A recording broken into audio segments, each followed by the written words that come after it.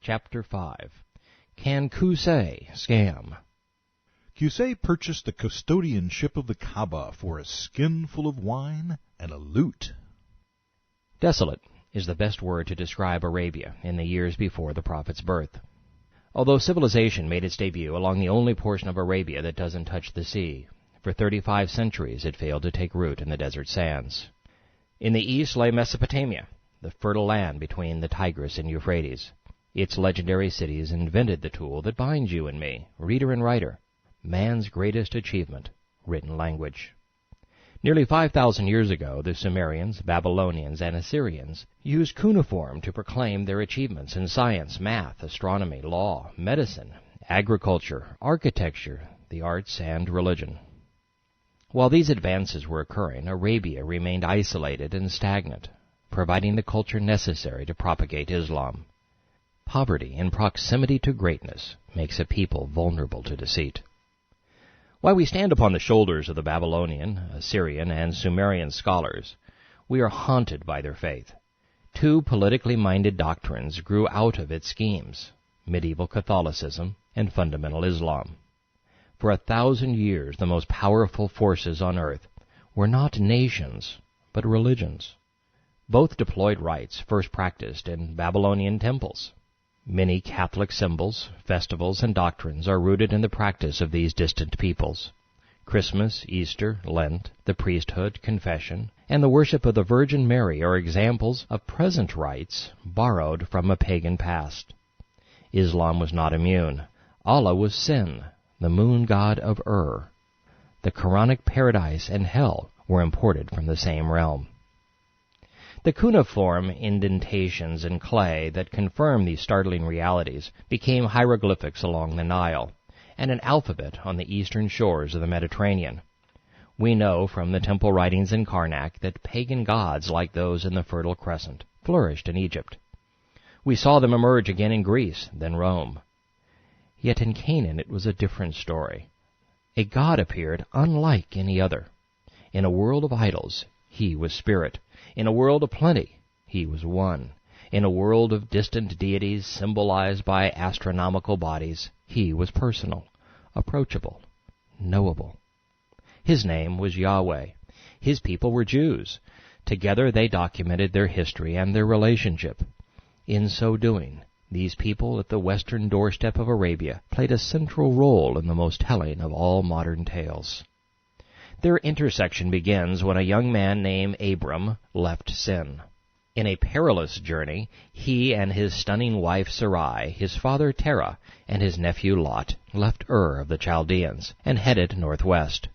Crossing along the roof of the Arabian Peninsula, their route carried them along the Euphrates to an outpost called Haran.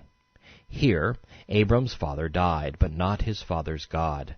Sin, the moon god of reigned supreme. Called by a higher source than even the moon and its god, Abram, Sarai, and Lot left for the safety of the mighty river and headed to the land of Canaan, the promised land. In the greatest story ever told, Abram became Abraham, father of nations. He sired Ishmael at 90 by way of his wife's Egyptian maid, and in so doing, Abraham gave birth to the seed of Islam. A decade later, the centenarian witnessed the promised miracle birth of Isaac to Sarai, now Sarah. Isaac became the child of destiny, for through him would come all of the prophets and patriarchs: Jacob, Joshua, Moses, David, Solomon, Isaiah, Daniel, Jeremiah, and 2 millennia later, Yeshua, known to Westerners as Jesus of Nazareth. This biblical story was destined to play out in the crossroads of history, in the most contested land on earth, at the very intersection of continents. Yet these great dramas depicting the rise of civilizations and faiths simply teased the Arabians. The footprints of culture, science, language, religion, law, and the arts were blown away by the searing sands.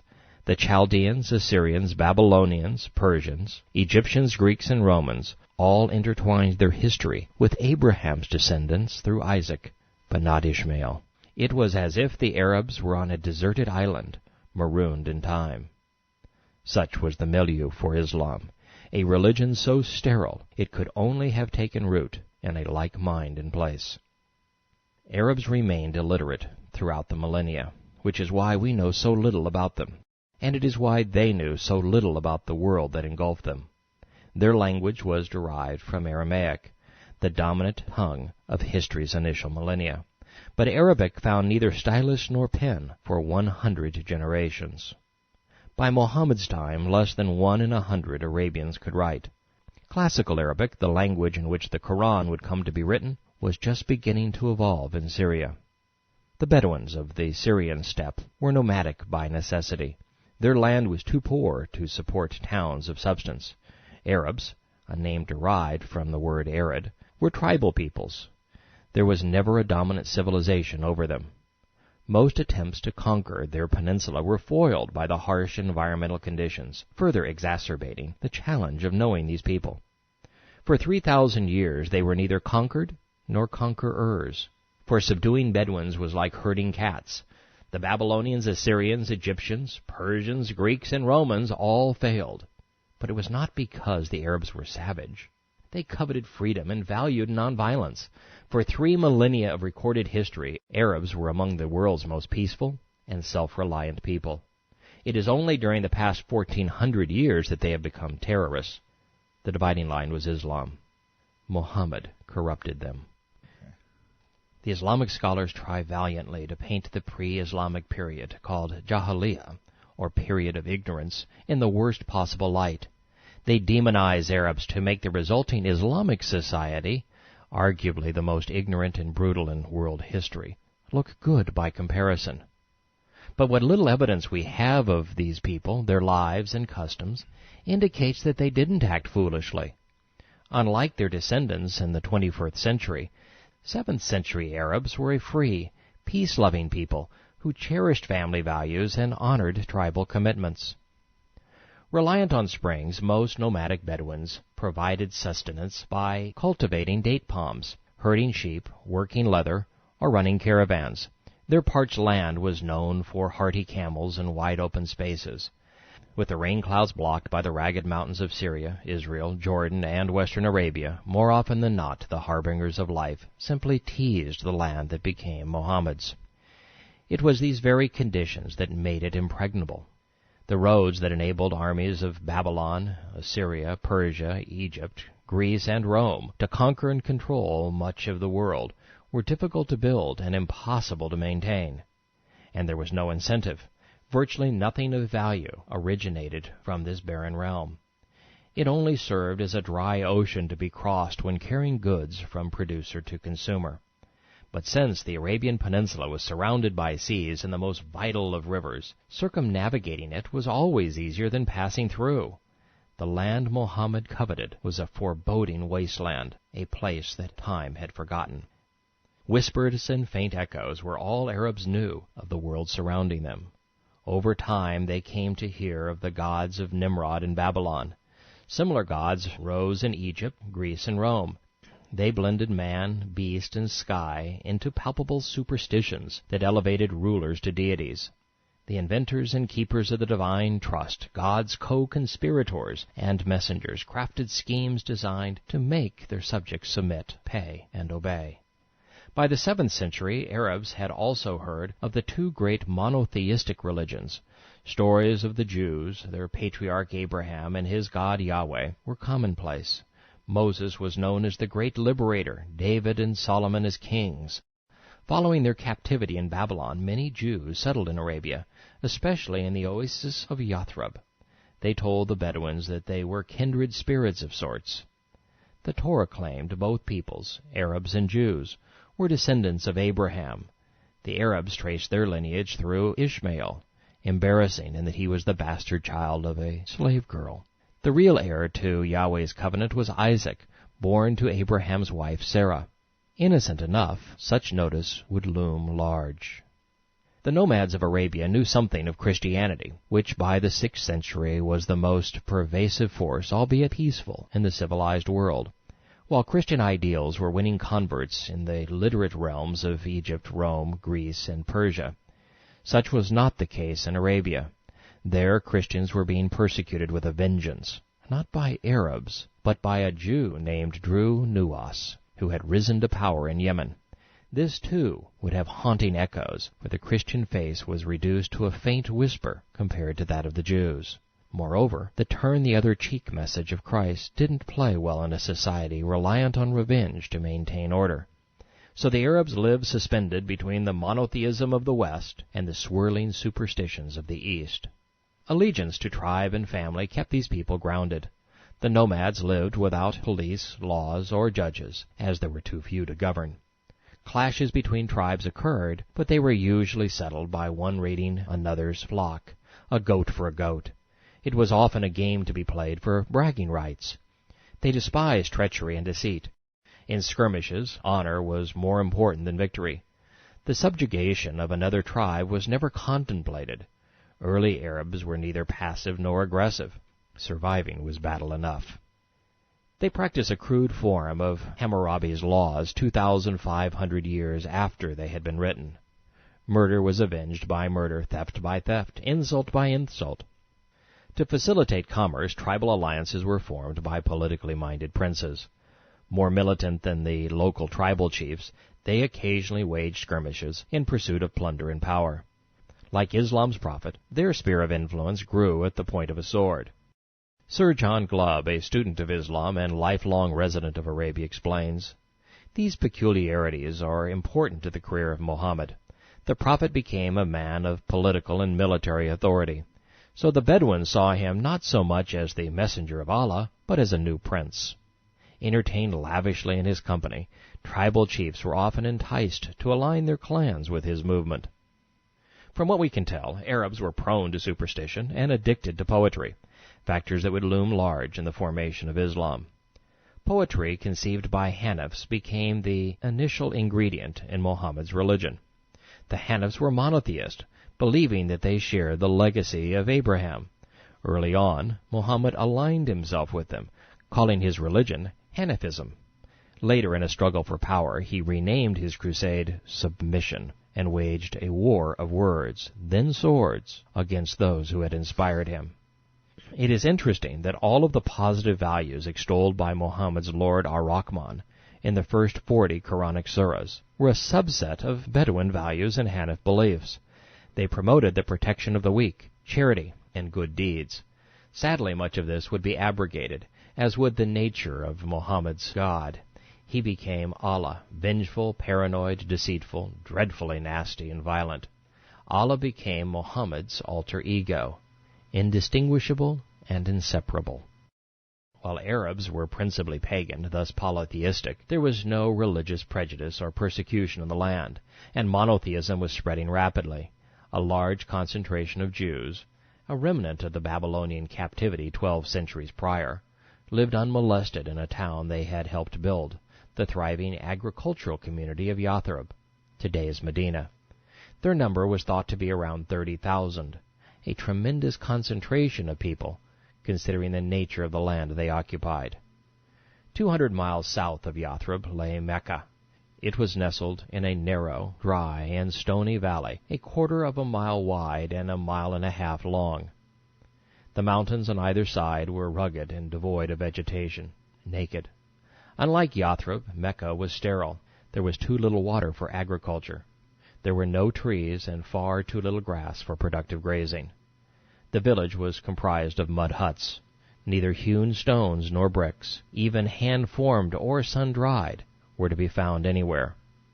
In this regard, Mecca lagged behind the developed world by 3,000 years. There were no roofs in Mecca, as there was no timber. With no timber, there were no carpenters. Blistering winds and encroaching sands were the lot of rich and poor. No one escaped the elements. Every hut was open to the scorching heat of the day and the chill of the desert night. And exposure was not without pain.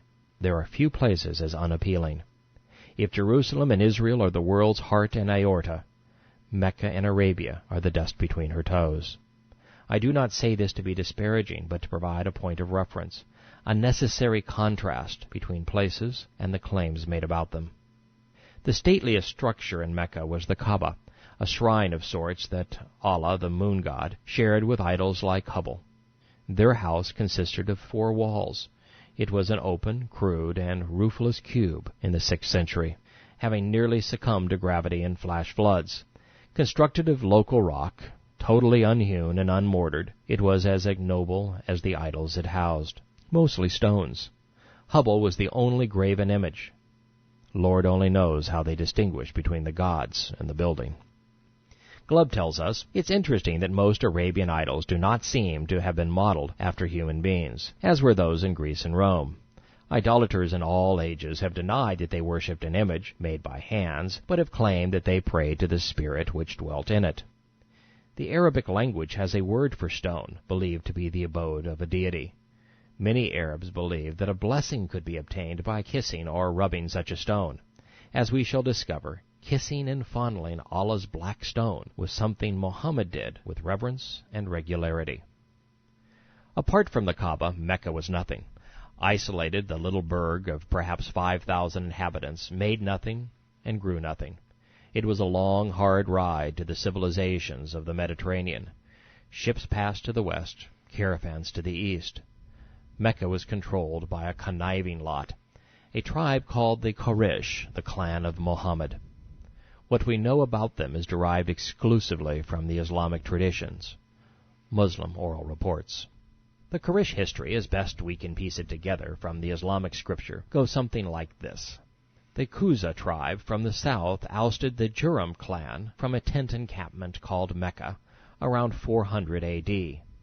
Tabari explains, The Jurham acted badly, stealing sacrifices that had been presented to the Kaaba. They were oppressive, Ishaq agrees.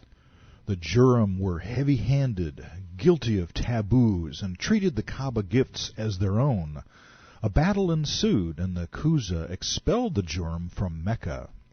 The Jurham's legacy was the 2 gazelles of the Kaaba and the cornerstone, which they buried in the well of Zamzam.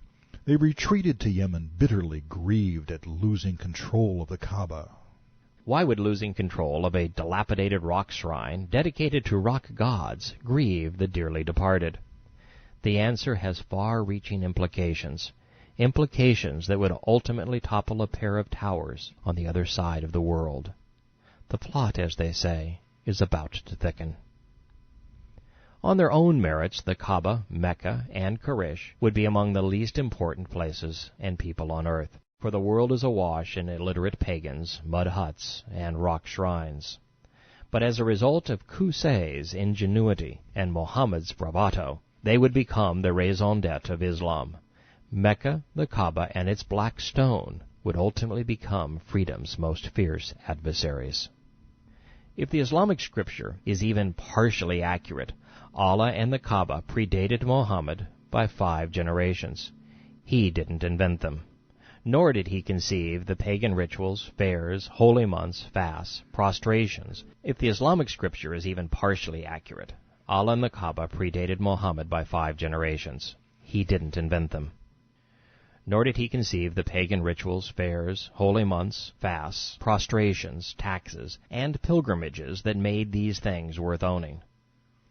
In the preceding chapters we have studied how the Bible was corrupted to give Allah, the Kaaba, Mecca, and Islam's pagan rites a religious veneer.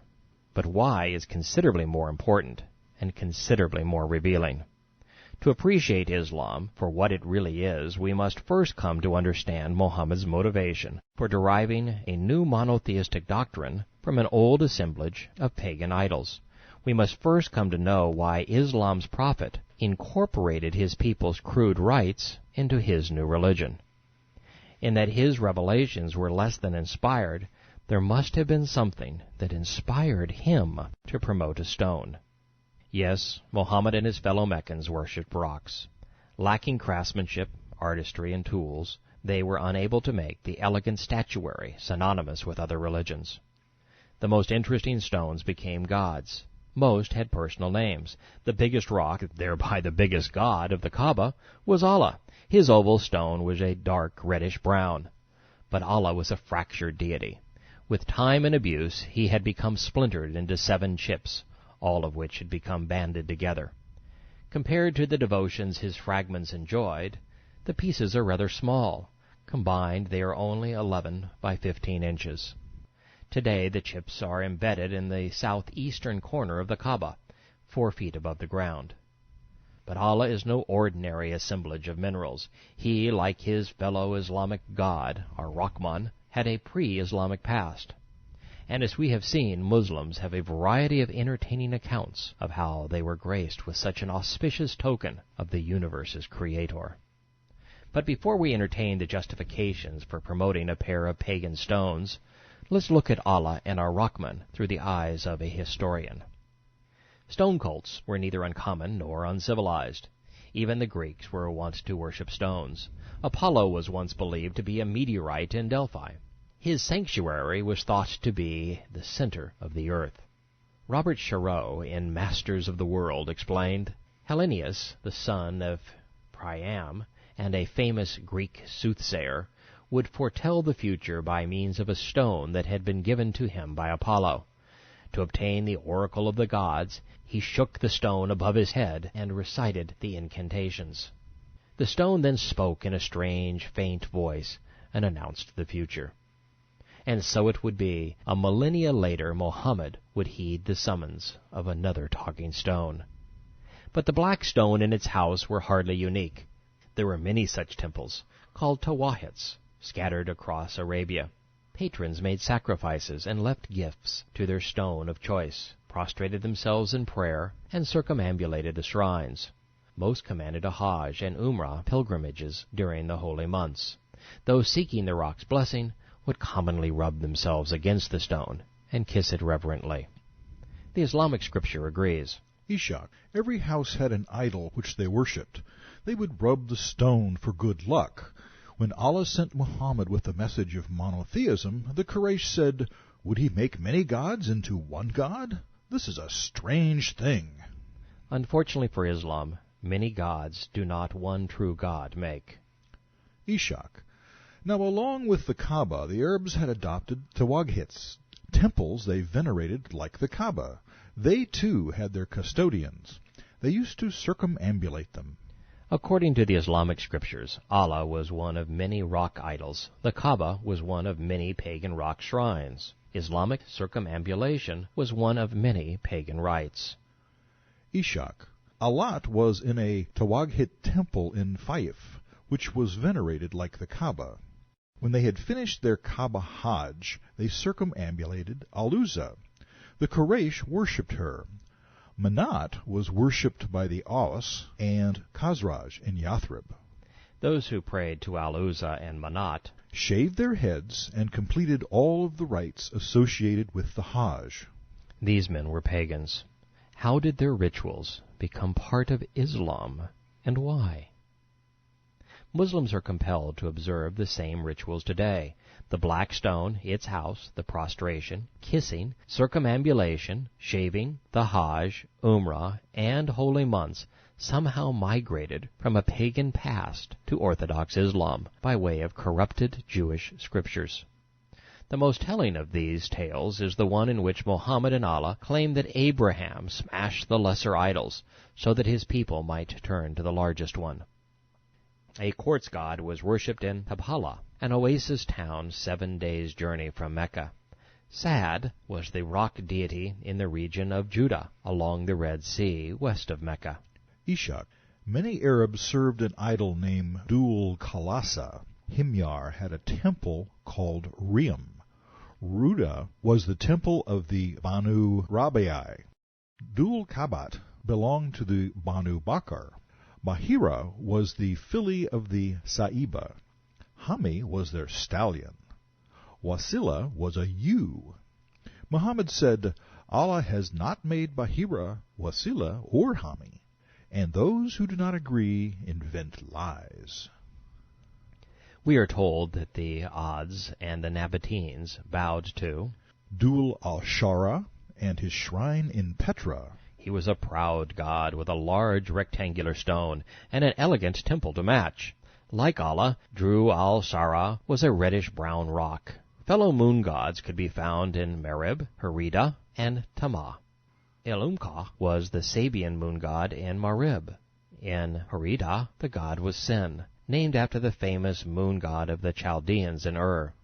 The last Babylonian king, Nabonidus, built an elaborate ta'agat in Timah to his god while in exile. The moon god of Mecca, Allah, lived, if we may be so bold, in the heart of moon god country. Bukhari. We were in the prophet's company in the middle of the lunar month. He looked at the moon and said, "You will see your Lord as you see this moon." The reverence to the moon god was hardly a flight of fancy. In the 8th chapter of Judges, there's a 3,000-year-old biblical reference. The Ishmaelites hung crescent moon ornaments from their camels' necks, is what it says. So today, when you look up and see crescent moons decorating Muslim mosques and flags, you'll know that the Arabian love affair with the moon has survived 30 centuries. Yet this affair was no more monogamous than Islam. Even in his neighborhood, Allah had competition. The sun god Manaf was worshipped by the Quraysh, as was Habal, a handsome idol carved into the shape of a man. Allah's daughters, Aluza, Alat, and Manat, being chips off the old block, were stones. Manat was symbolized by a darkened moon, eerily reminiscent of Islam today. She was the goddess of fate, and commanded her subjects to shave their heads when approaching her. Being a good pagan, when Muhammad fulfilled his Umrah pilgrimage in Mecca, he shaved his head in Manat's presence.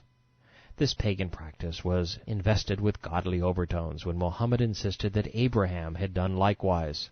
Later, Muhammad honored the pagan goddess Manat by incorporating predestination into Islam and by using her insignia as the logo of his new religion. Not to be outdone, Alat had her own shrine in Talaf near Mecca. A cubic rock, she lived on barley porridge. While her diet was humble, her veneration was not. Her temple lies under the left minaret of the early Islamic mosque at Taif. Alat's sister, the goddess Aluza, was considerably younger and lived in the Hurid Valley. A Quraysh favorite, she received the most lavish gifts and sacrifices. Muhammad saw her as a nude black woman. Interestingly enough, Islam was nearly sacrificed at the altar of Allah's 3 little girls. In a weaker moment, the Prophet said that the goddesses Alat, Aluza, and Manat were conduits to Allah, intermediaries. But then, when the monotheistic wing of his religion objected to 4 pagan gods, being 3 too many, the Prophet confessed that he had been inspired by Satan. Islam as a religion died that day in Mecca, only to be reborn as a political doctrine in Yathrib the following year.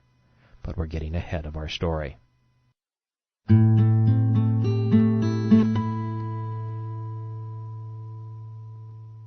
Although Muhammad is credited with bringing monotheism to Arabs, the Quran venerates 3 distinctively different gods.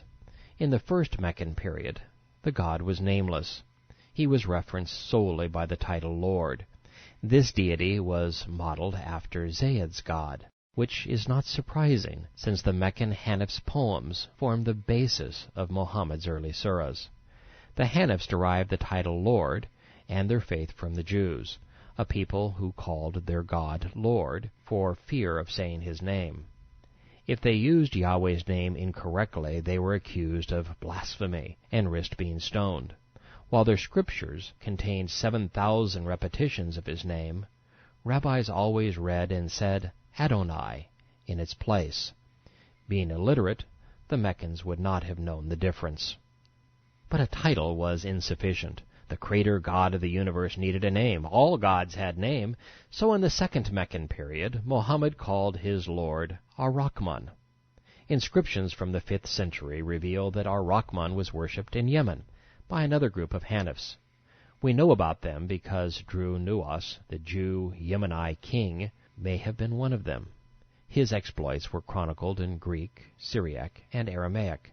When he attacked the Abyssinian Christians in southern Arabia in the early 6th century, he swore by Ar-Rahman, the merciful, and Ar-Rahim, the benevolent. An invocation including these gods' names now precedes all but the 9th surah. Muhammad transitioned from Lord to Ar-Rahman in surahs 56, 68, 78, and 89, and the last half of surah 93. While none of these mention Allah, Ar-Rahman and Lord are used interchangeably, often side by side. The names Ar-Rahman and Ar-Rahim are used 51 times in the Meccan period and twice in the first Medina surah. Then they disappear, replaced by Allah, never to be mentioned again. This is important because surrounded by a veritable sea of pagan idols, all Muhammad did was whittle down the number. An interesting insight in this regard can be found in Surah 21:36. When the unbelievers see you, they make fun of you, mocking you, ridiculing you. They say, "Is this the one who mentions your gods?" They would deny all mention of Ar-Rahman. This is a problem on a number of levels. The Quran is saying that Muhammad was being teased because he mentions the Meccan gods. Why? Allah was a Meccan god. And if Islam began monotheistic, why was gods plural? Moreover, by having the Meccans deny all mention of Ar-Rahman, two things became apparent. Muhammad's God was Ar-Rahman, and the Meccans was not. It is interesting that while the Islamic God doesn't seem to know his name, or if he's one, I, me, or my in verse 37, or many, we and us in verse 35, he is the same old guy, showing signs that men don't heed and making threats. Quran 21, verse 37, Man is made of haste. I, Ar-Rahman, shall show you my signs. Then you will not ask me to hasten the punishment. If only the unbelievers could apprehend the moment when they would not be able to ward off the fire from their faces and their backs. The "what's my name" game continued with this Quran passage. Quran 21, verse 41. Many apostles have been scoffed before you, but they were caught by what they ridiculed. Say, Muhammad, who guards you from Ar-Rahman? But at the mention of their Lord they turn away. Or do they have lords of their own besides us who can defend them? They turned away because the Meccans knew Allah, not Ar-Rahman. Surah 25 speaks to the confusion over who the Islamic deity really was. The 59th verse ends with these words, He is the benevolent. Left untranslated, that says, He is Ar-Rahim. Verse 60 begins with this, When you say to them, Bow before Ar-Rahman, they say, What is Ar-Rahman? Should we adore whomever you ask us to? And their aversion increases further. Muhammad was asking the Meccans to prostrate themselves to a god named Ar-Rahman. They, however, rebelled, asking, What is Ar-Rahman? They knew Allah, the top dog of the Kaaba, but not everyone knew the other fellow, as he wasn't a local rock idol. This debate over God's name was hardly academic. Since several gods are named, Islam can't be monotheistic. And since none of the names are Yahweh, they aren't the God of the Bible. Therefore, the biblical prophets and patriarchs should not have been used to justify Islamic rites and rituals. Verse 25:63 confirms that the first Muslims were slaves of Ar-Rahman, who walked in submission, which is Islam. The end of this verse is foreboding. It says, When Muslims are addressed by the ignorant, they should reply, Peace. They get away with telling us they're peaceful because we are ignorant of Islam. Quran 13:30 says, We revealed it to you, but they do not believe in Ar-Rahman. Tell them, He is my Lord. There is no other God but He. In Him I have placed my trust. There isn't any wiggle room here. Ar-Rahman is not only synonymous with Muhammad's Lord, Ar-Rahman is his God's name. Allah was a nobody. But it wouldn't remain that way. The reconciliation between the Islamic gods Ar-Rahman and Allah occurred at the end of the 17th surah. It was a concession on Muhammad's part. So that we don't take that great event out of context, let's sneak up on it. The surah attempts to explain why the Quran was being doled out in increments. Quran 17, verse 106. We have divided the Quran into parts that you may recite it to men slowly, with deliberation. That is why we send it down by degrees. Actually, specific verses were revealed in direct response to issues in Muhammad's life. When he wanted to steal, booty was approved. When he wanted to kill, his God approved killing. When he craved incest, his lust was conveniently satisfied. When he wanted more wives than Islam allowed, the Quran provided a special dispensation. And when he wanted to cleanse the world of Jews, his God was accommodating. Quran 17, verse 107. Say, believe in it or do not believe. Those who were given knowledge before it bow in adoration when it is read out to them. And they say, Glory be to our Lord. The promise of our Lord has indeed been fulfilled. And weeping they kneel down. And this increases their submission. Not only is it out of character, but the beginning of the verse is a lie. Those who were given the knowledge before the Quran refers to the Torah and Gospels, thus to Christians and Jews. They never bowed in adoration when the Quran was read out to them. It couldn't have been read, since it wasn't written, and they laughed themselves silly when they heard it, as we do today. Quran 17, verse 110. Say, call him Allah, or call him Ar-Rahman. Whatever the name you call him, all his names are beautiful. The name. His name. Thank you, Allah, or Ar-Rahman, or whatever your name might be, for confirming the obvious. Neither Allah nor Ar-Rahman are words that mean God. They are names of gods. The Arabic word for God is Ilah, and it is used throughout the Quran. We can only assume that Muhammad learned about the Hanifs and their god Ar-Rahman while he was a caravan merchant frequenting Yemen. Maslama and Zayed, both contemporaries of Muhammad, proclaimed the Hanif doctrine. Maslama could have been Muhammad's twin. He taught a strict moral code that prohibited drinking and fornication. He required fasting and formal ritualistic prayers 3 times a day. Maslama believed in the day of resurrection and encouraged a Hajj. He preached in the same rhyme prose of Muhammad's Quran, and he even called himself the messenger of God, saying his revelations came from Ar-Rahman. And whatever Maslama missed, Zayed covered.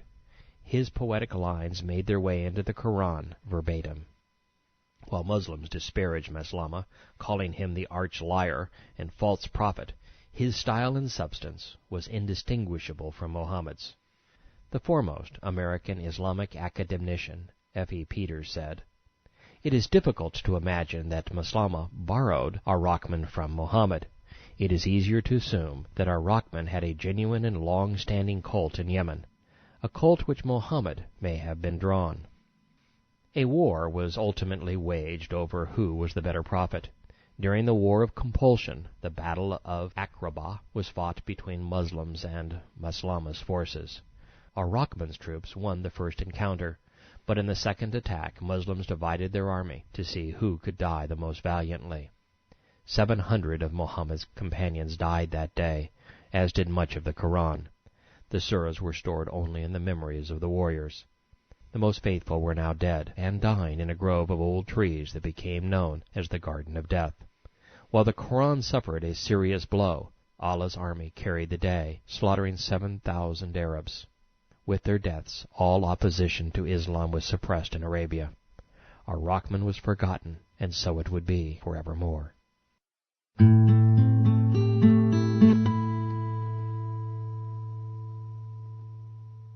Returning to Mecca during the late 5th century, we discover that the Qusayy tribe had ousted the Jurham clan. As a result, Luhay came to establish the rights and privileges of the Kaaba. But he became ill, we are told, by Muslim scholar Ibn al-Kalbi in his Book of Idols. Luhay went to a hot spring in Syria to be cured. During his stay, he noticed that the locals worshipped idols. "What are these things?" he asked. To which they replied, "We pray to them for rain and for victory over enemies." Luhay asked the Syrians for some of their stones. They agreed, and he took them back to Mecca, where he erected them around the Kaaba. Luhay's fellow tribesmen played along. Everyone got into the mode of worshipping stones, enshrining them, prostrating themselves to them in prayer, and circumambulating them. Ibn al-Kalbi tells us, The Arabs were accustomed to offering sacrifices before these idols and stones.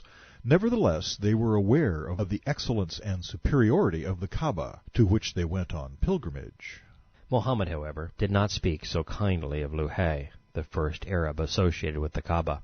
He said, I saw Luhay dragging his intestines in hell. I asked him about those who lived between his time and my time, and he said that they had all perished. Muhammad went on to say, This led the Meccans to worship stones.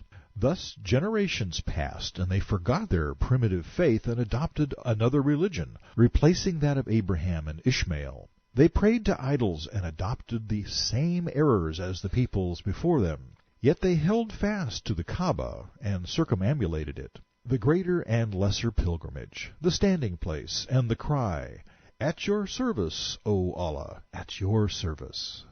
We have arrived at the crux of the matter. Muslims reading these words will recognize that the rituals just depicted form the very heart of Islam. Yet Muhammad, Islam's founder, conceived none of these religious rites. Every Islamic doctrine and ritual existed before the Quran, Muhammad, or even the first Muslim graced our world. As Ishaq has correctly explained, Islam was practiced in all of its glory before the Islamic prophet was born. And while that's a problem, it gets worse in context. The practitioners were all pagans, and the rites were all directly related to a religious scam, a money-making scheme. That's why, according to Muhammad, they were all damned to drag their intestines through hell. Over these next pages, you're going to discover how Muhammad's great-great-great-grandfather Qusayy capitalized upon the work Luhay had done when he carried idols and stones back to the Meccan shrine. Qusayy, a pagan, an opportunist, and a very creative, albeit twisted fellow, invented every important Islamic ritual and doctrine to gain power and money. Qusayy invented the religious scam Muhammad dusted off and called Islam. How do I know this? Simple. All we know about Qusayy and the early Meccans comes from the Hadith, and that's what it says. So that begs another question. Why would Islam tell us something so damning to Islam? I believe they had to. The Quran and Hadith make it clear that every Islamic rite was already being practiced by the pagans of Muhammad's day, so they were compelled to provide a reason. The Quran makes no reference to explain the nature of prostration or the Hajj, so the Hadith had to. Moreover, for Muhammad to be a biblical prophet, he had to be connected to Abraham. How is that possible if Muslims don't first connect him to the most important Meccan? And finally, the whole story of Islam is about Muhammad coveting the Kaaba. Unless we know who founded it and nurtured the scheme during its entrepreneurial phase, we'll never understand who is doing what to whom or why. But as with all things Islam, it's a two-edged sword. One side cuts through the fog of ignorance. The other kills the ignorant. Ishaq. The Quraysh had a well in the Kaaba and an idol called Hubble. They adopted Asaf and Na'ilah by Zamzam, sacrificing beside them.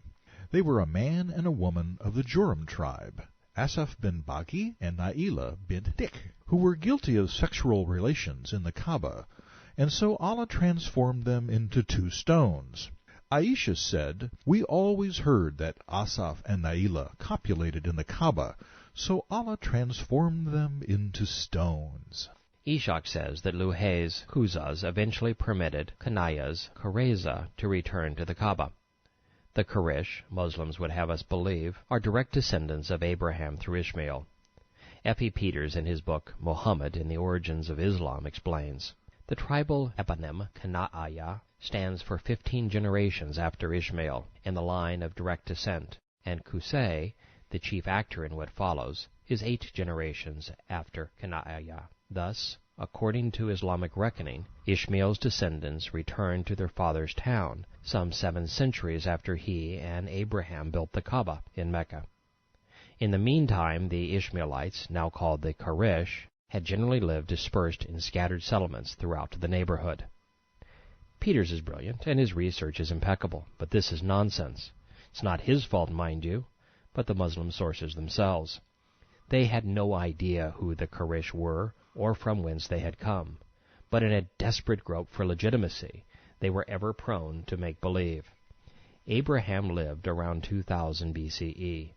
7 centuries would place us in the 14th century BC, not 5th century AD. The Ishmaelites are traced to the Sinai, not Arabia, but this is the least of their problems. Islam's justification for promoting Allah and his Kaaba is all derived from having had it built by Abraham, the great Jewish patriarch, and then having Muhammad been a direct descendant of his son Ishmael. Neither are true, for according to Islam's own traditions, the Kaaba was first ennobled by some stones Luhay hauled from a Syrian hot spring. The lure of a miracle cure begat a religion. Ishaq's Surah opens with a section entitled, Muhammad's Pure Descent from Adam. This is the book of the biography of the Apostle of Allah. Muhammad was the son of Abdallah, bin Abdul Muttalib, bin Hashim, bin Abd Manaf, bin Qusayy. And so on, a total of 13 generations to Qusayy. Ishaq lists another 15 generations back to Abraham and Ishmael. The accounting from Abraham to Noah and ultimately to Adam came directly out of Genesis, and is of little value in that we are all descendants of Adam and Noah. However, I'd like to apply some simple math to the more recent genealogy to show that the first Muslims were clueless. Qusayy, the founder of the scam that became Islam, preceded Muhammad by approximately 80 years, and Luhay, the founder of the Kaaba, preceded Qusayy by the same length of time. Similarly, Qusayy could not have been more than 100 years removed from Luhay, which puts us in the early part of the 4th century AD. To make Muhammad's genealogy pure, 15 generations would have to span over 2,300 years. Put another way, the Jews, who maintained precise written records in their temple in anticipation of the Messiah, listed 41 generations from Abraham to Christ. Another 15 would be required to arrive at Qusayy's time, a total of 56, nearly 4 times the Islamic number. Why, this may seem trivial in comparison to the sun setting in a muddy spring surrounded by extraterrestrials. It's not. Islam is completely dependent upon establishing a link between Abraham and the pagan rites practiced around the Kaaba. If their chronologies are errant by a factor of 400%, it does not bode well for the rest of their theory. The earliest record of Mecca, with even a modicum of veracity, pertains to the Jurham. They were alleged to have camped periodically in the valley that later became Mecca.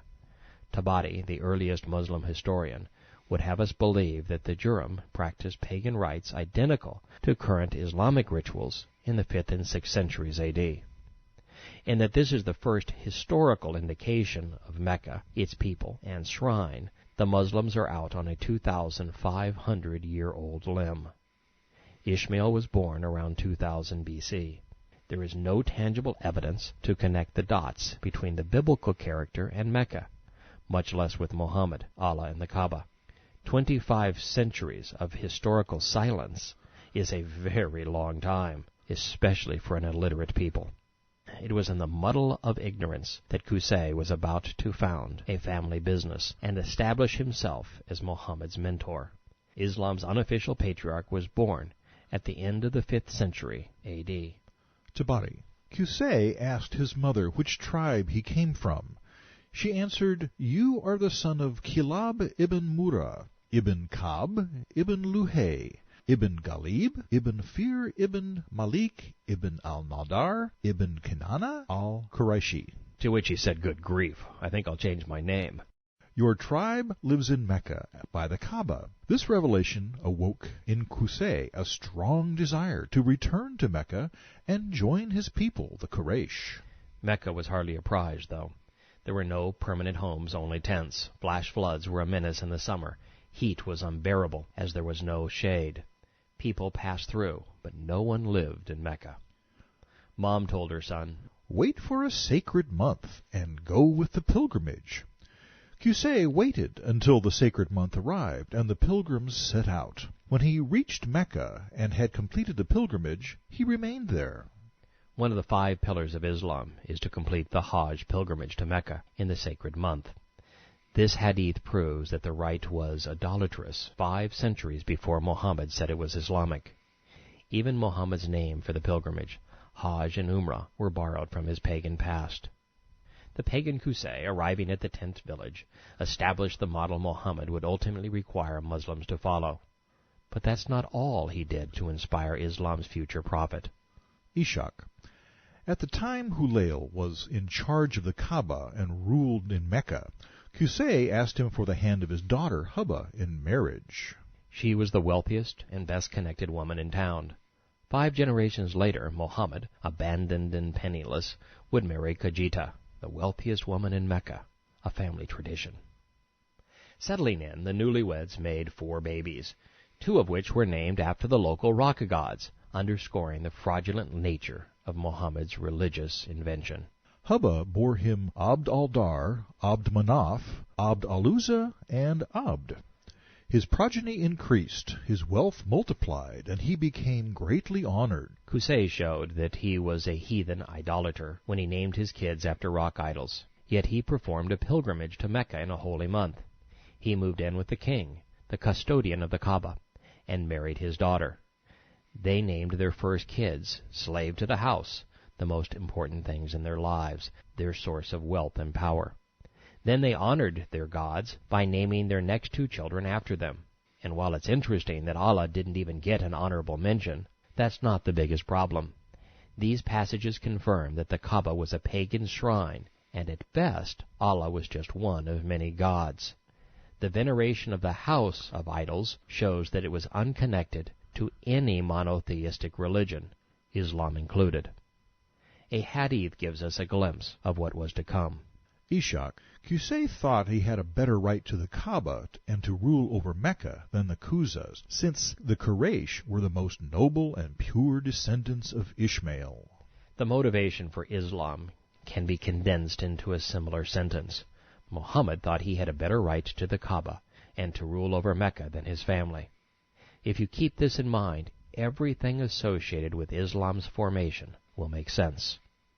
The sages who crafted this tradition in Baghdad, a dozen generations after Qusay's death, must have thought their audience would remain as ignorant as their religious teachings were preposterous. First, in an illiterate society, how would Qusay know that he was any more a direct descendant of Ishmael than any other Arab? Ishmael had been sandals up for 2,500 years. Without copious and exacting written records, genealogies are impossible to establish after a handful of generations. Arabic, as a written language, had yet to be invented, and there were nearly 60 generations separating these men. Second, how would they purport to know what Qusay thought? There were no written accounts to connect him and his thoughts to the day these hadith were written, 4 centuries later.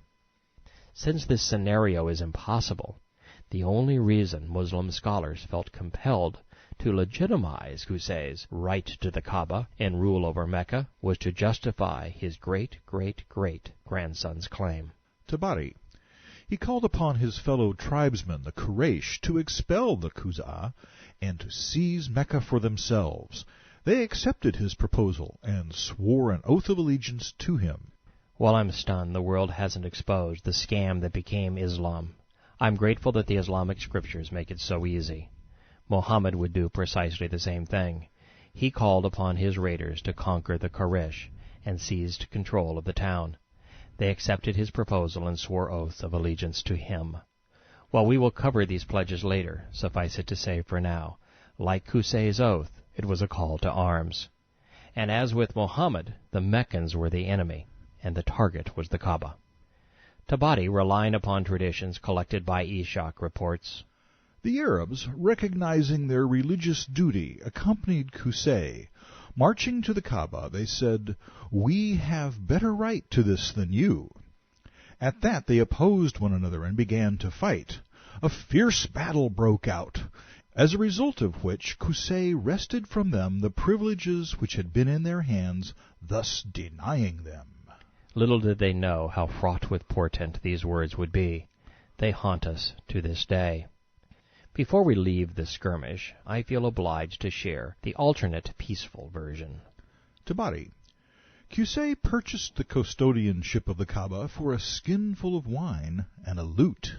While this variant earns kudos for nonviolence, it's hardly religious, purchasing a shrine that stands at the center of Islamic life, their God's house, for things their religion outlaws, music and booze, is laughably ironic. It's also an example of conflicting truths. Proving that Islam has something for everybody, Ishaq serves up alternative 3. This one foreshadows Islamic terrorists today and their willingness to use biological agents. I have heard, and Allah knows best, that the Qusayy were seized by an outbreak of pustules which nearly wiped them out. They abandoned Mecca. Making sure he had all his bases covered, Ishaq provided a 4th alternative. This one was for the doves, those who would use the peace process to steal that which they covet. Ishaq. Both sides called for peace and the appointment of one of the Arabs to arbitrate between them on their differences. This was evidently the model Jimmy Carter used to win the Nobel Peace Prize. All the spoils went to the Muslims. The infidels traded their land and money and got nothing in return. The verdict was that Qusayy, read Arabs or Muslims, had a better claim to the Kaaba, read Temple Mount, and to rule Mecca, read Jerusalem, than the Qusayy, read Jews. All the injuries inflicted and blood shed by Qusayy, read suicide bombers or Arab armies, upon the Qusayy, read Jews, were cancelled and disregarded, read forgotten, excused, or justified. While all injuries inflicted by the Qusayy, read Jews, upon the Quraysh, read Muslims or Arabs, should be compensated for by blood money. Read Carter committed the United States to paying Arabs, who lost the Six-Day War, $2 billion a year in perpetuity. He added that Qusayy should be given a free hand to control the Kaaba and Mecca. Nothing has changed. Diplomacy with Islamic tyrants remains equally unbalanced and equally futile. Whether Qusayy prevailed by force, bribe, the peace process, or pestilence, he gained control of the tent village and rock shrine that had been populated by the patriarch's great-great-grandfather, Luhay. Ibn Ishaq chronicled the momentous event as only a Muslim could. Ishaq. Thus Qusayy gained authority over the Kaaba and the lordship over the people of Mecca. He behaved like a king over his tribe, so they made him a king. Qusayy, having established the model for Muhammad, went on to build the family business. Let's listen to how it was done. Ishaq. Qusayy assumed control and kingship. He was obeyed. He held the keys to the shrine, being the doorkeeper of the Kaaba. He held the right to the water and the pilgrims from the well of Zamzam, and to feed them. He presided at the assemblies and held the right to hand out the war banners. In his hands lay all the dignities of Mecca, all of which he took for himself. This is the essence of Islam. Muhammad would speak these same words upon his conquest of Mecca. Then Qusayy established the model Muhammad would follow in Yathrib when he expelled the Jews from their homes by force, and he rewarded his fellow Muslims by dividing their property between them. He also divided the property in Mecca among his followers, settling every clan of the Quraysh in the dwelling places assigned to them. No issue regarding public affairs was decided, nor was any banner of war entrusted without Qusayy's permission. Scores of years later, Muhammad would use force to gain control over Medina, Mecca, the Kaaba, its God, its dwellings, its well, pilgrims, assemblies, and even the dispensation of war banners. He behaved like a king, forcing his will on his tribe, killing anyone who got in his way. While these hadith prove that Muhammad wasn't the least bit inventive, he has to be given credit for recognizing a workable plan and executing it. The pagan Qusayy, a charlatan, nourished every important aspect of Islam generations before Muhammad was born. Moreover, he, like the Prophet, did it in pursuit of sex, power, and money. The tradition concludes with these haunting words, words that became prophetic. Tabari and Ishaq. Qusayy's authority among the Quraysh during his lifetime and after his death was like a religion which the people followed and which could not be infringed. They always acted in accordance with its laws. They regarded it as filled with good omens and recognized his superiority and nobility. He took for himself the assembly house, which led from it to the mosque, the place of prostration, of the Kaaba. Muhammad would do this very same thing in Medina. He took for himself an assembly house which led to the mosque, where all Islamic affairs were decided. And like Qusayy, Muhammad took upon himself the honor of handing out war banners before each of the 75 terrorist raids he orchestrated. When they were about to fight another tribe, banners were tied only in his house, where one of his own sons would hand them out. Ishaq knew the troubling ramifications of what he had just revealed.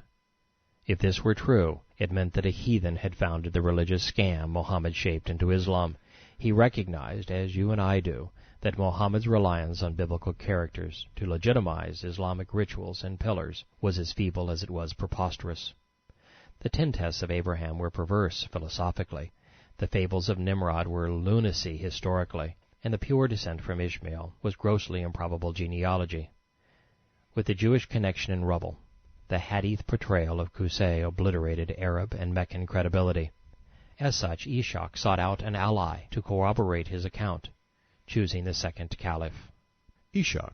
Umar confirmed the story of Qusayy and how he gained control over the Kaaba and the affairs of Mecca. The hadith is incriminating, unraveling the fabric of Islam.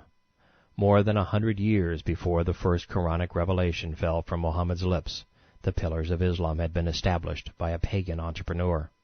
The Kaaba was the center of a new idolatrous religion, a scam designed to enrich its lone, undisputed, and unchallenged king, a man who used religion for political and personal gain. With methods identical to Muhammad's, Qusayy took control through jihad and political covenants. He was purported to have nobility and superiority as he established religious doctrine. He was a messenger to be obeyed. The prostration had been established, as had the place of worship, the mosque. The Hajj, down to the last minute rite, had been enshrined in religious lore. There was even a holy month. All that was needed now was for a religious tax to be implemented, and for Allah to be promoted from among the quarry of rock gods, for the pillars of Islam to be complete. If these final ingredients manifest themselves before we leave the 5th century, Islam will be laid bare, naked to the world of reason, exposed as the scam of Qusayy, not the religion of Abraham, and most certainly not the revelation of Allah. Before we search the annals of Islamic history for the final 2 pillars, let's ponder the perplexing place their scriptures have taken us. There's no chance these pagan doctrines could have been derived from Abraham. There's no way to pass these rites across the 24 centuries that separate the real Islamic patriarch, Qusayy, from the patriarch of the Jews. There are no writings, no carvings, no scrolls, no scriptures, no recorded histories, and no archaeology. There isn't even a hint of Mecca existing during this awesome void of time, and thus there aren't any people through whom these religious duties could have been conveyed. As such, the pillars were established upon the rocky ground of a pagan religious scam. You are witnessing the birth of Islam. Muslims say it isn't so, that it can't be so, because if it were, their religion would be nothing more than regurgitated paganism, a twisted plot. They claim Abraham came to Mecca to build the Kaaba and establish Islamic rites, but they omit how he could have survived the desert crossing with a maid and an infant. They don't even say why he would have left the promised land for a deserted valley in the middle of nowhere. Islam isn't the religion of Abraham or the doctrine of the Prophet Muhammad. It is the religion of Qusayy.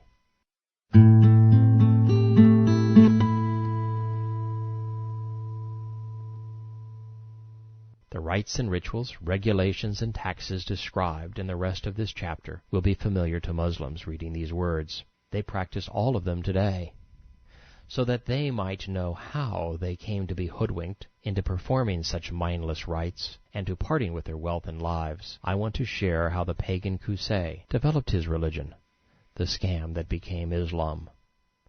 Having taken what didn't belong to him, Islam's founder, the Patriarch Qusayy, was now in business, the only viable business in the fledgling burg of Mecca. A man of politics, he became the prototype of what was to come. The largest structure in town, the meeting hall, served as his home and seat of power, as it would for Muhammad. Qusayy connected it to the source of wealth, the Kaaba. He established great prostration prayer services at the mosque and a plethora of religious rituals. The most disturbing and enduring was a butt-up sort of thing, whereby the moon god was mooned. Tabari, like Ishak, wanted his readers to know that he was not responsible for making up a story so damning to Islam. In the midst of his commentary, he inserted a hadith similar to Ishak's. It's attributed to Kahab, the author of Al-Maksura. He said, I heard a man telling Umar bin al-Khattab, when he was caliph, this story of Qusayy, and how he gathered his own tribe together, expelled tribes from Mecca, and gained control of the Kaaba. Umar did not reject it or disavow it. That said, the hadith explains how Islamic ritual was actually established 5 generations before the Quran or Muhammad. Ishaq. The pilgrims gathered in Mecca, went out to the Maqif, completed the Hajj, and went to Mina. Nothing now remained of the ritual of the pilgrimage but the ceremony of dispersal from Mina. The Maqif is the plain of Arafat, about 10 miles east of Mecca. Standing there between midday and sunset is an important part of the Islamic Hajj. This is followed by the Ifadah, or dispersal. On the day of the dispersal, they went to the stone of Jimar, and a man of Sufa used to throw pebbles for the pilgrims, none throwing until he had thrown. This idolatrous rite would also have Islamic overtones. Muhammad, borrowing from his pagan past, instructed Muslims to observe the Jimar. Pebbles are thrown at 3 erections or heaps of stones. They are held to represent the devil. Soon we will find another Qusayy invention that Muhammad copied. Tabari. Qusayy instituted the lighting of the fire at Al-Muzdalifah when the Wukuf took place so that those being driven away from Arafat could see it. This fire continued to be lit in its place throughout the Jahiliyyah. This fire was also lit in the time of the Messenger and of Abu Bakr, Umar, and Uthman. Al-Muzdalifah is between Arafat and Mina. Standing there is one of the Islamic Hajj rites, as is the fire. Bakr, Umar, and Uthman are the first 3 Islamic caliphs after Muhammad. Qusayy's ability to get the Meccans to perform these pagan rites served Muhammad magnificently. By the Prophet's day they were so ingrained among the Quraysh that the Quran simply assumed the continuance of the idolatrous ways without ever mentioning them. They became part of Islamic dogma by way of hadith such as these. This next tradition demonstrates how dependent Muhammad was on Qusayy for the development of Allah's religious doctrine. Tabari. Qusayy's tribe held him in honor and high esteem. No one opposed his rule in any way. His commands were never disobeyed, and nothing he did was opposed. As regards the Hajj, he confirmed the right of Arabs to continue their previous customs. This is because he considered these to be a religious duty, which he should not change. Qusayy established the cornerstone of Islamic rule, submit and obey. We shall hear these words reverberate throughout the Quran. Devotion is a duty, prayer is an obligation, and rituals are compulsory. Islam is devoid of choice. The hadith goes on to report, Qusayy had a house built in Mecca, which was the house of the assembly in which the Quraysh used to decide their affairs. Within days of Muhammad's arrival in Medina, we will see him order the construction of his house and assembly area. He will craft an agreement, making him the sole decision-maker over all affairs. All of this serves to prove that Islam was not the revelation of Allah to Muhammad, but instead the verbatim implementation of the religion of Qusayy. Moving from entrepreneur to capitalist, our model opportunist soon found himself promoting a series of economic fairs around the holy months. As godfather, he took a cut on each deal. Ishaq. The rifada was a tax which the Quraysh paid from their property to Qusayy at every festival. It, like the Kaaba concession, was an exclusive franchise, a cartel of sorts. Muhammad would rename the tax the zakat, but it was no different. Islam had found its fourth pillar. Being the top dog in Kaabaville, however, was hardly worth bragging about. While Mecca's claim to fame was the rock shrine for rock gods, it was insignificant compared to Karnak, Athens, Delphi, Rome, or Ephesus. While Qusayy's scheme was inventive, it was a small-time affair. If it weren't for what Muhammad did with it, the religious scam of Qusayy wouldn't be worth the ink on this page. Acting as patriarch of his own Khan, Qusayy made certain that only his direct descendants would be eligible to participate in the family business. Even then, his relatives were forbidden until they were 40. This is why it is assumed that Muhammad was a direct descendant, and that he was 40 when he claimed the Kaaba for himself. While the geographic and meteorological conditions were deplorable in Mecca, the Khan was better than working, which is why Qusayy conceived it, and why Muhammad coveted it. Profits accrued from providing hospitality to pilgrims, on fees and from taxes. The family took a cut on the merchandise sold during the Truce of the Gods fairs of Ramadan. They charged pilgrims to feed and dust their idols that they had placed in the Kaaba. It was a scam worth coveting. With enough money, Qusayy could hire someone to fan away the flies. Dividing the spoils inequitably between his sons, Qusayy said, Abd al-Dar, by Allah, I shall make you the equal of the others, even though they have been raised in dignity over you. No man of them shall enter the Kaaba until you have opened it. No war banner shall be tied for the Quraysh to go into battle except by your hand. No man shall drink water in Mecca, from the well of Zamzam, except that which you have provided. No man shall eat food in the pilgrimage season other than your food, and the Quraysh shall not decide their affairs anywhere but in your house. In other words, he gave him the family business, Islam. He swore by the ultimate Islamic God. Allah has emerged, and the 5 pillars are now complete. Muhammad would later come to call himself the messenger of Allah, and he would usurp his authority to resolve a similar family dispute. Initially, these rights and privileges passed by him, going instead to another heir. Jealous, Muhammad said that Allah told him that they were really his. This incriminating hadith goes on to expose Islam's pagan roots. Every last detail was incorporated into Islam. Tabari. Then he gave Abd al-Dar the house in which the Quraysh always made their decisions, and gave him the office of being Kaaba's custodian, declaring war, presiding over the assembly, and collecting the rifada, a tax levied in every pilgrimage season by the Quraysh, according to their wealth, and handed over to Qusayy. It was imposed upon the Quraysh by Qusayy, who said to them when he commanded them to pay it, Quraysh, you are neighbors of Allah, people of his Kaaba, and people of the sacred precincts of the Haram. The pilgrims are guests of Allah and visitors to his house. They did so, and every year they levied a tax on their property and paid it to Qusayy, and he would use it for the pilgrims during the days of Mina. This institution became the state of affairs among the Quraysh during the whole of the Jahiliyyah, pre-Islamic period of ignorance, up to the time Allah brought Islam, and then became part of Islam, continuing to this day. Ishaq. Allah's apostle said, whatever deal there was in the days of ignorance, Islam strengthens it. Put a fork in this thing and turn out the barbecue. Islam has cooked its own goose. The last of the Islamic pillars has been established, and we are still scores of years from the first Quranic revelation. The religious scam has been established right down to the smallest detail, and they even admit it. All Muhammad had to do was steal it. The Qusayy model had a single prophet. His God was now Allah. This was a match for Islam's first pillar. The prostration prayer was an obligatory duty, and it was performed facing his Kaaba, the second pillar. The religious tax, or zakat, was instituted and collected in Allah's name, the third pillar.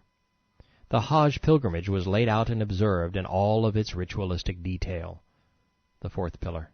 And en route to Mecca, Qusayy observed the holy month of Ramadan and Tahanuth fasting, the fifth pillar. But as you will see, the pillars of Islam were merely window dressing. The real foundation of the doctrine was submission, absolute obedience. Tabari. Qusayy's tribe held him in honor and high esteem. No one opposed his rule in any way. His commands were never disobeyed, and nothing he did was ever opposed. Qusayy was never contradicted, nor was any measure of his overthrown. Religion was a veil. Tabari. His authority among the Quraysh during his lifetime and after his death was like a religion which the people followed. They always acted in accordance with it. That said, the means to submission was the sword. It established Islam. Muhammad would use Qusayy's war banners to initiate scores of terrorist raids. The resulting booty financed his religion and inspired his initial adherents. And as with Qusayy, the real motive was money. But theirs was not an honest endeavor. Their wealth was not created from the sweat of their brow. It was booty, looted from others. In fact, Muhammad's first rendition of Islam's pillars included a share of stolen booty. Bukhari. Apostle, order us to do some religious deeds, that we may enter paradise. The Prophet asked them, Do you know what it means to believe in Allah alone? They replied, Allah and His Apostle know better. The Prophet said, It means, 1. To testify that none has the right to be worshipped but Allah, and Muhammad is Allah's Apostle. 2. To perform prayers perfectly. 3. To pay the zakat obligatory tax. 4. To observe the Ramadan fast. 5. To pay 1/5 of the booty taken in Allah's cause. Following Qusayy's lead, submission to Allah or Islam was defined as acknowledging Muhammad as the sole authority, bowing down, paying a tax, observing a pagan practice, and sharing the booty collected from terrorist raids. Under the tutelage of Islam's patriarch, Mecca made a transition from ignoble and ignominious pagan sandpit to a religious scam extraordinaire. The Kaaba Inc. became a family business, awaiting the polishing touches of one of the great promoters of all time, Qusayy's great-great-great-grandson, Muhammad. Within 100 years, a collection of mud huts, a dilapidated rock pile, and a silly religious scam would emerge as a tour de force. Within 200 years, and with a little tweaking and plagiarism, the scam's adherents would conquer much of the civilized world. I like to pause a moment and reflect upon the place to which the Quran and Hadith have brought us. In the creation accounts we learn that Muhammad and Allah could not be trusted. They were too dishonest and foolish to be prophet and God. They buried themselves when they presented hell so graphically, and revealed that their heaven was a brothel. Their plagiarized and twisted stories recasting Adam, Noah, Abraham, and Lot as Muslim prophets tore asunder Islam's credibility, its very reason for being. The stories were contradictory, transparent, and irrational. The claims that the Quran confirmed the Bible and that Allah was Yahweh were preposterous, further indicting the doctrine. And now we have a death blow. We have discovered that Islam's 5 pillars were conceived by Qusayy, not Muhammad, a pagan, not a Muslim. As a result, Islam is dead, and the post-mortem is clear. Death was self-inflicted. It was suicide. While the case may not yet be the lay-down hand I promised in the prologue, the story of Islam's formation is still young. In the next 100 pages, I will reveal a mountain of corroborating evidence, all from their scriptures.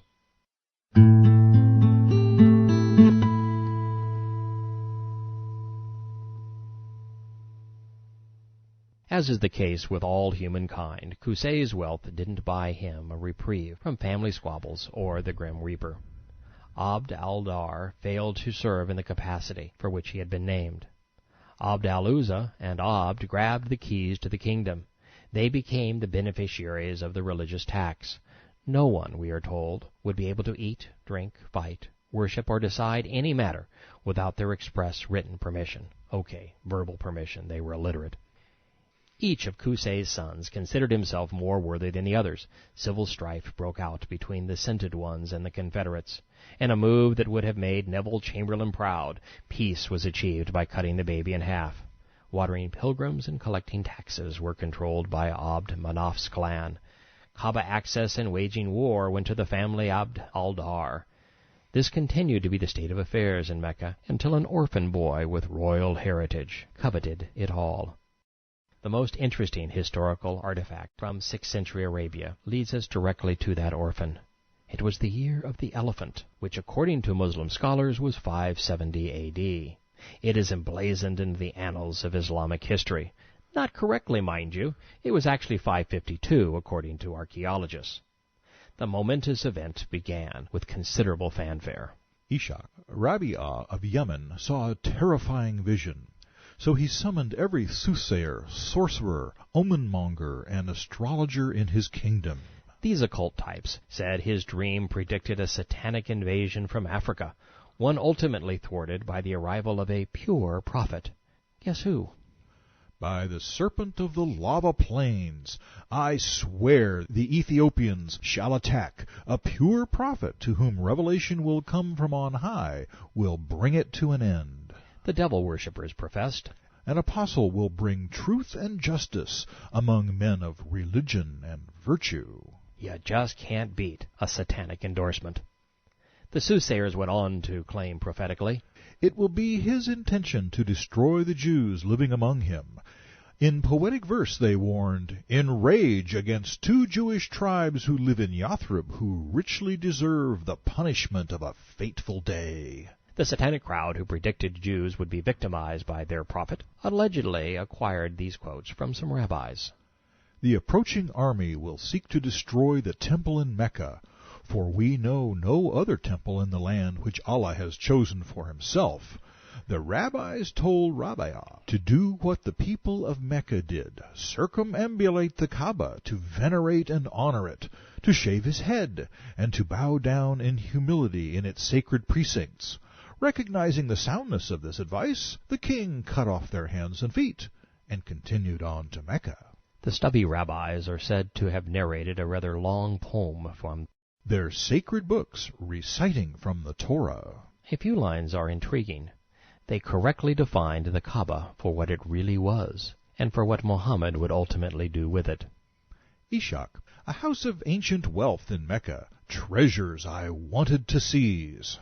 Then they are said to have authored one of the Quran's most embarrassing lines. Dul al-Qarnayn, who is Alexander the Great, before me was a Muslim, with knowledge true. He saw where the sun sinks from view in a pool of mud and fetid slime.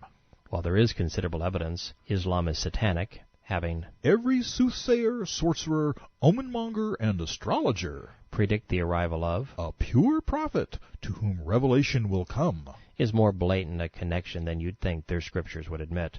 They even suggest that the devil worshippers were right because, as predicted, an African army did invade Yemen. Here's what even Ishaq had to say about them. After building a church, Arbaha, an Abyssinian viceroy, led his army north. While the non-Islamic records don't mention a place as insignificant as Mecca, the Muslim sages allege that Arabha wanted to conquer their booming metropolis with the express interest of destroying the Kaaba. They say that the viceroy was bent on luring pre-Islamic Arabs away from idolatry and toward a new Christian cathedral. The very thought of it must have made the rocks of the Kaaba tremble. Arabha is said to have arrived at the outskirts of the town with an army of sorts. But what made him formidable was his ride. The viceroy was mounted on a mighty elephant. And thus far, although grossly misdated, the story is almost plausible. Abyssinia is today's Ethiopia, so its viceroy could well have been mounted upon the mightiest of land mammals. What's not reasonable is that there isn't enough food or water to sustain an elephant in the Arabian desert, at least for the beast to be more of an asset than liability. Details aside, the story gets good at this point. Ishaq, Mahmud, that would be the elephant, bowed down whenever it was asked to face Mecca. Then Allah rallied a flock of birds, each carrying a pea-like stone in its beak, and in each claw. Everyone who was hit died. They were instantly dissolved, their flesh falling from their bones. Abraha's fingers fell off one by one. Naturally proud of his achievement, Allah, with some help of his pal Muhammad, recounted his stirring victory in the Quran. Quran 105, verse 1. Have you not seen how your Lord dealt with the companions of the elephant? Did he not make their treacherous plan go wrong, ending in confusion? He sent against them hordes of flying creatures, pelting them with stones of baked clay. He turned them into stalks of straw, devoured. A hadith describes the nature of the disease. Whoever was struck by a pebble started scratching his body, tearing his flesh. History suggests that the Abyssinian brigade was actually done in by smallpox. Even Islam agrees, in effect calling their god a braggadocious liar. Ishak, Utbah told me that he was informed that this year was the first time that measles and smallpox had been seen in Arabia. And while that's hardly miraculous, the Islamic tradition affirms a shocking reality. 60 years before the first Muslim tread the planet, Allah was a pagan god, and the Kaaba, the center of Islamic worship, was a pagan shrine, giving Allah and his house a history that isn't the least bit flattering. Desperate to prove Allah was real, Muslims attributed this bizarre tale to their anemic deity. Good thing they did. As it turned out, this particular story became Allah's only miracle. When Abdul Muttalib, Muhammad's grandfather, Meccan king and Kaaba custodian, heard of the approaching men, he told Allah and his pantheon that they were on their own. Ishak, Allah, you know that we do not wish to fight, for we do not have the ability. A man protects his house, so you protect your house. Don't let their craft overcome your craft tomorrow. Deliver up the black barbarians. Tabari adds, But if you want to leave and change our Qibla, the direction the Meccan idolaters faced in prayer 75 years before Muhammad insisted it was an Islamic requirement. You may do as you please. On his exodus, Muttalib may have said something like, As for me, I'm out of here. I know the family business is a scam. It's been nice, but we can always stack a new pile of rocks when the invaders are gone. Contrary to the Muslim revisionists, pre-Islamic Arabs were lovers, not fighters. Muttalib is alleged to have told the Quraysh, If we offer no resistance, there will be no cause for bloodshed. Knowing that they were out-muscled, and being merchants, not militants, the Meccans at Muttalib's suggestions scampered out of town and headed for the hills. They let their gods fend for themselves. This should give us pause, because it means that it must have been Islam that turned these pacifists into warriors. Early Muslims, in an effort to commemorate Allah's magnificent achievement, tell us that Muhammad was born in the year of the elephant. They say it is proof that he was a prophet. But that's a problem. If Muhammad was born in 552, the year history says Arabha moved north, he would have been 70 years old when he married his favorite wife, the 6-year-old Aisha. And if Muslims need to falsify an event to make Muhammad appear prophetic, what does it say about the veracity of their religion? However, there was a ray of hope in Mecca.